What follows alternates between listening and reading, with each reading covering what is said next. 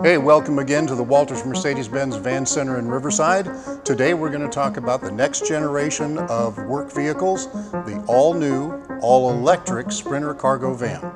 Before we get started, be sure to click on that like and subscribe button so we can keep you informed with more great videos about Mercedes-Benz commercial vans.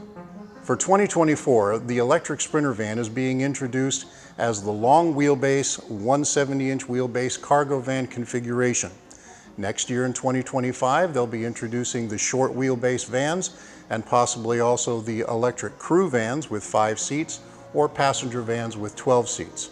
So today we're looking at a van that's configured for your work and it's ready to go. Let's take a look at the interior. We have a full height partition on this one, hardboard paneling on the walls to protect the interior if cargo is shifting around, hardboard flooring with D-ring tie-downs. The physical dimensions of the electric Sprinter are the same as the diesel engines, 6 feet 4 inches tall from the floor to the ceiling.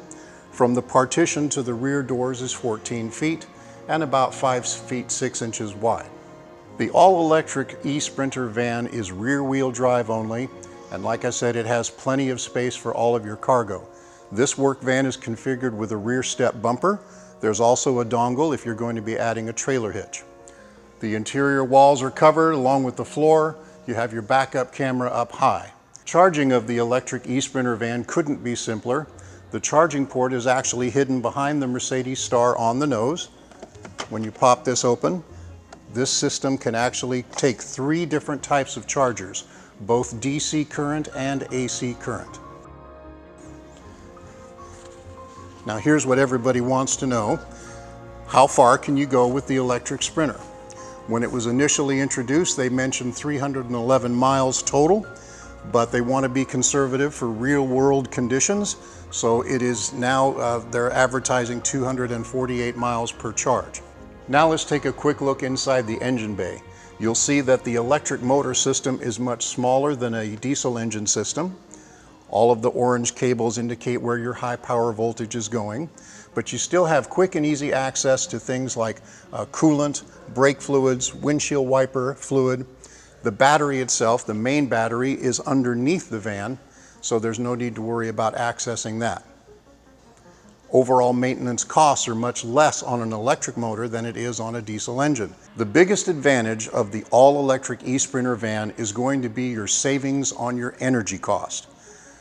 On a diesel engine Sprinter van, you have a 24.5 gallon fuel tank, and filling that up with today's prices on fuel is a little high, but with the electric eSprinter van, you can charge it for approximately $25 to $30 per charge, and you can go 248 miles per charge. What that translates to is about a 50 to 60% savings in your overall energy cost to operate the vehicle. For the 2024 all-electric eSprinter van, there are a lot of changes on the inside, but a lot of things are still the same. The layout of the buttons on the steering wheel are the same as last year's model, but they have a more angular, futuristic look with a glossy finish. There are different gauges on the dash pod that's going to give you full command of your electric system, and there's also additional features on the 10.25-inch infotainment system.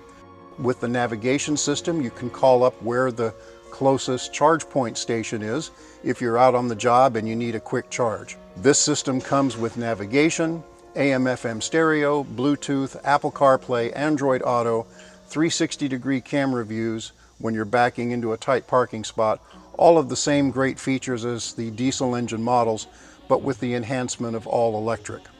Starting on the driver door, you have the same buttons as before for your power windows, mirrors, door locks, and your heated driver's seat. You have your push-button brake release. Instead of the old-fashioned grab handle, you have automatic headlights, tilt telescoping steering wheel. For the dash pod, you'll see there's a new gauge on the right side, which shows everything that's happening with the electric system. This van features regenerative braking, which is adjustable. Regenerative braking is when you're driving down the road and you let off the gas, the kinetic energy from the motion of the van is translated into electricity that goes back into the battery. And you can adjust how much or how little of that regenerative braking is at play. Using the paddles here on the steering wheel, there are 4 different modes for that. There are also 3 different driving modes. Right below the start-stop button on the right side, there's a button just below the start-stop button where you can select from comfort mode, economy mode, and maximum range mode. And what that's going to do for you, in comfort mode you have full power all the time, maximum speed and smoothness.